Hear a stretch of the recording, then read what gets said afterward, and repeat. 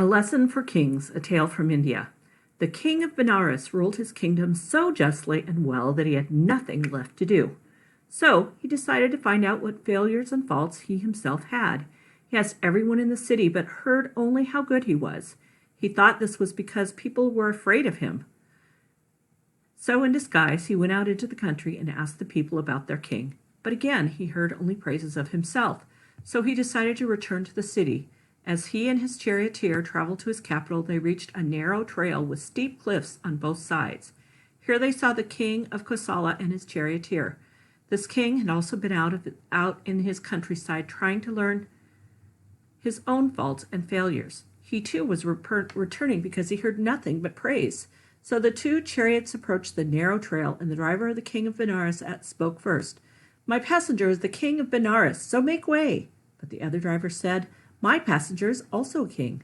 So the charioteer of the king of Benares thought about how to decide who should cross first.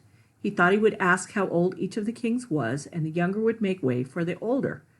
But the kings were equal in power.